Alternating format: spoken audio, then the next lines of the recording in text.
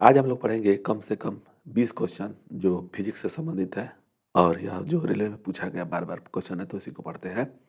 Question है, देखिए दिया हुआ है कि प्रतिध्वनि किसका कारण, मतलब कारण क्या है। ध्वनि का परावर्तन है, ध्वनि का अपवर्तन है, ध्वनि का अवशोषण है, ध्वनि का चाल है। तो वह जो होता है, जिससे देखिए कि प्रतिध्वनि मतलब कि क्या होता है। मान लीजिए कोई सरफेस है, जैसे दीवार है, यहाँ से आप बोल रहे हैं, यहाँ से जो आवाज़ जाएगी फिर वापस चली जाएगी, उसी को प्रतिध्वनि बोलते हैं। तो यह होता है परावर्तन। इसका आंसर ए सही हो जाएगा, ठीक है ना। तो इसका आंसर प्रतिध्वनि का कारण क्या है, तो परावर्तन के कारण। दूसरा नंबर क्वेश्चन देखेंगे, झूला झूलते समय कोई व्यक्ति झूला झूला खड़ा हो जाए तो आवर्तकाल क्या हो जाएगा।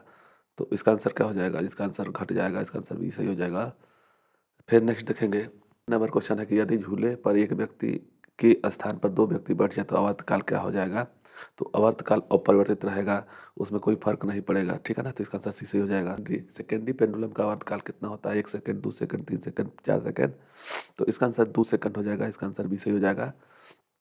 पांचवा नंबर क्वेश्चन है कि कोई नली में जल की ऊपरी सतह होती है, जो ऊपरी सतह होती है, जैसे मान लीजिए यहाँ पे पानी भरा हुआ है नली में, तो यहाँ पे इसका भाग कौन सा होगा। जैसे पानी भरा रहेगा तो इसमें जो ऊपरी सतह जो होगी कैसा होगा, उत्तल लेंस होगा या अवतल लेंस होगा या समतल होगा या कोई नहीं। तो इसमें जो होगा वह हो जाएगा उत्तल लेंस।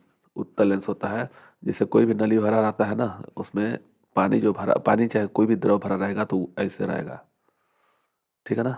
तो यह हो जाएगा उत्तल लेंस। ठीक है, आगे देखते हैं। छठा नंबर क्वेश्चन है कि द्रव का घनत्व होने का पृष्ठ तनाव। द्रव दे दिया है कि द्रव का घनत्व अधिक होने पर पृष्ठ तनाव बढ़ जाता है, घट जाता है, परिवर्तित रहता है। तो जो घनत्व अधिक होगा तो पृष्ठ तनाव कैसा होगा, वह बढ़ जाता है। इसका आंसर ये सही हो जाएगा। नेक्स्ट देखेंगे, दिया हुआ है, यहाँ पे दिया हुआ है, देखिए दो पार्ट में है, थोड़ा सा इसको ध्यान दीजिएगा। दिया हुआ है कि पारे को जब एक बर्तन में रखा है तो मेनिस्कस होता है, अवतल, उत्तल, समदर्द और इनमें से कोई नहीं। तो 7 का आंसर बी सही हो जाएगा, उत्तल होता है, इसका आंसर बी सही हो जाएगा। नेक्स्ट देखेंगे, जब 8 नंबर क्वेश्चन है कि ऊंचाई बढ़ने से वायुमंडल दाब क्या होता है, स्थिर रहता है, बढ़ता है, घटता है, इनमें से कोई नहीं है। तो ऊंचाई बढ़ने पर वायु का दाब घटता है, इसका आंसर 8 का बी सही हो जाएगा। नेक्स्ट देखेंगे, एक बार एक बार बराबर होता है कितने पास्कल के। एक बार कितने बार मतलब कितने बराबर होता है पास्कल के, तो वह होता है 10 का पावर 5 पास्कल होता है, इसका आंसर सी सही हो जाएगा। नेक्स्ट देखेंगे, किसी वस्तु का भार अधिकतम होता है। किसी वस्तु का भार अधिकतम होता है कहाँ पे, जल में, वायु में, निर्वात में, और इनमें से कोई नहीं। तो 10 का आंसर सी सही हो जाएगा, निर्वात में जो होता है। किसी वस्तु का भार अधिकतम होता है, किसी वस्तु का भार जो होता है वह होता है वायु में सबसे ज़्यादा होता है, इसका आंसर बी सही हो जाएगा। आगे देखेंगे, दिया हुआ है कि पृथ्वी की अपेक्षा चंद्रमा का द्रव्यमान लगभग कितना होता है। इसको याद रखिएगा, 1/81 होता है, ठीक है ना, 1/81। तो इसका आंसर बी सही हो जाएगा, 1/81 होता है, इसका आंसर बी सही हो जाएगा।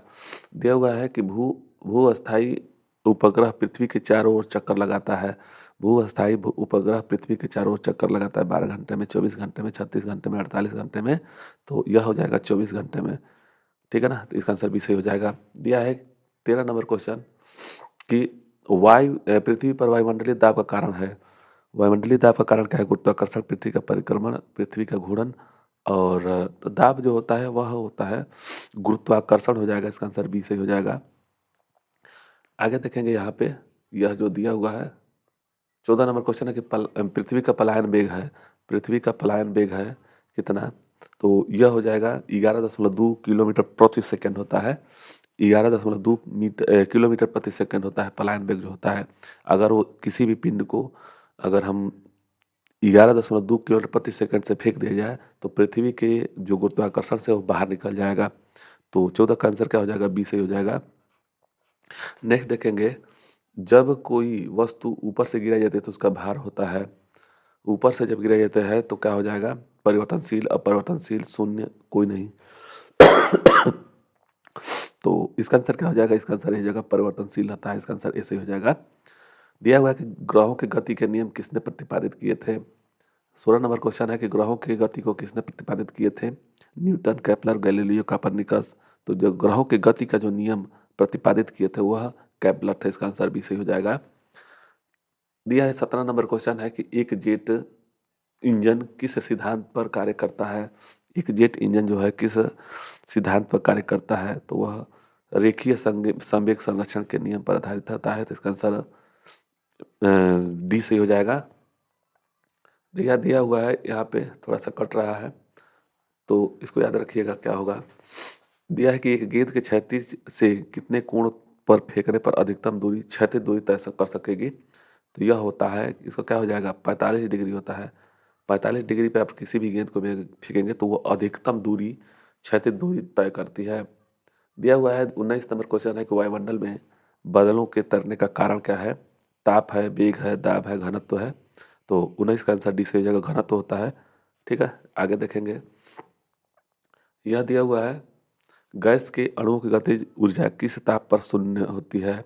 जो गतिज ऊर्जा होती है जो किस ताप पर शून्य होता है, तो यह होता है -273।